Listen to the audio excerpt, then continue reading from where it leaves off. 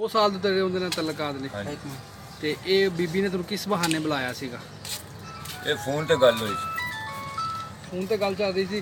ਤੇ ਦੂਸਰਾ ਇਹ ਕਿ ਆਪਣਾ ਕਿੰਨੇ ਨੇ ਪੈਸੇ ਉਹਦੀ ਰਾਤ ਤੇ ਖਰਚ ਕੀਤੇ ਨੇ, ਉਹਦੀ ਕਿੰਨੀਆਂ ਜ਼ਰੂਰੀਆਤ ਜ਼ਿੰਦਗੀ ਪੂਰੀ ਕੀਤੀਆਂ? 7,40,000 ਰੁਪਇਆ ਖਰਚ ਕੀਤਾ। 7,40,000 ਰੁਪਏ ਦੀ ਉਹਨੂੰ ਚੀਜ਼ਾਂ ਈਦ ਬਕਰੀਦ ਯਾਨੀ ਕਿ ਲੈ ਕੇ ਭੇਜਦਾ ਰਿਹਾ। ਤੇ ਉਸ ਤੋਂ ਇਲਾਵਾ ਤੂੰ ਉਹਦੇ ਆਪਣੇ ਘਰ ਵਾਲਿਆਂ ਤੋਂ ਕਿੰਨੇ ਪੈਸੇ ਲੈ ਕੇ ਦਿੱਤੇ? ਇੱਕ ਤਾਂ ਤੂੰ ਆਪਣਾ ਗੁਰਦਾ ਵੇਚ ਕੇ ਉਹਨੂੰ ਮੈਂ ਘਰ ਵਾਲੀ ਜਗ੍ਹਾ ਵੇਚੀ ਹੈ, ਹਵੇਲੀ ਵਾਲੀ ਜਗ੍ਹਾ ਵੇਚੀ ਹੈ, ਗੁਰਦਾ ਵੇਚ ਕੇ ਜੋ ਵੀ ਕੀਤਾ ਸਭ ਕੁਝ ਉਹਨੂੰ ਪਾ ਛੜਿਆ। ਇਹ ਬੀਬੀ ਦਾ ਨਾਮ ਰਾਜਨ ਬੀਬੀ ਹੈ। ਜੀ। ਇਹਦੇ ਬੱਚੇ ਕਿਤਨੇ ਨੇ? 2 ਬੱਚੇ 1 ਬੱਚੀ। ਅੱਛਾ, ਉਸ ਦੇ ਬਾਵਜੂਦ ਤੈਨੂੰ ਕੀ ਕਹਿੰਦੀ ਕਿ ਮੈਂ ਤੇ ਆਪਣੇ ਖਾਮਦ ਕੋਲ ਤਲਾਕ ਲੈ ਕੇ ਤੇਰੇ ਨਾਲ ਸ਼ਾਦੀ ਕਰਾਂਗੀ? ਅਸੀਂ ਕੋਈ ਮੌਕਾ ਵੇਖ ਕੇ ਤੇਰੇ ਨਾਲ ਸ਼ਾਦੀ ਕਰ ਲਾਂਗੇ ਮੈਂ। ਅੱਛਾ, ਤੇ ਇਹ ਯਾਨੀ ਕਿ 7 ਸਾਲ ਤੋਂ ਤੇਰੇ ਨਾਲ ਉਹਦੇ ਨਾਲ ਤਲਕਾਤ ਪ੍ਰੇਮ ਚੱਲ ਰਿਹਾ।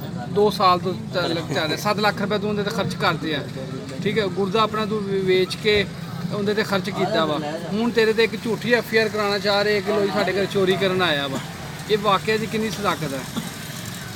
ਅੱਜ ਤੁਹਾਨੂੰ ਪਹਿਲਾਂ ਦੱਸਿਆ ਮੈਂ ਅਨਪੜ੍ਹ ਬੰਦਾ, ਮੈਨੂੰ ਨਹੀਂ ਪਤਾ ਵਾਕਿਆ ਦੇ ਕੇ ਇਹ ਆਖਿਆ ਸੀ ਤੂੰ ਪੈਸੇ ਲੈਣਾ, ਤੈਨੂੰ ਪੈਸੇ ਦੇਣੇ ਆ ਕੁਰਾਨ ਜਾਮਨ ਦੇ ਵਿੱਚ। ਠੀਕ ਹੈ, ਕੁਰਾਨ ਜਾਮਨ ਵਿੱਚ ਹੋਏਗਾ, ਕੁਰਾਨ ਤੇ ਮੈਂ ਪੈਸੇ ਰੱਖਾਂਗੇ, ਤੂੰ ਜਾ ਕੇ ਤੇ ਲੈ ਜੀ। ਠੀਕ ਹੈ, ਮੈਂ ਕੁਰਾਨ ਤੇ ਚਾਣ ਵਾਸਤੇ ਆਇਆ, ਮੇਰੇ ਹੱਕ ਲਾਲ ਦੇ ਪੈਸੇ ਮੈਂ ਚਾਣ ਆਇਆ। ਠੀਕ ਹੈ, ਉਹ ਥੜਾ ਮਾਲ ਕੇ ਬੈਠੋ ਮਾਰਨ ਲੱਗ ਪਏ।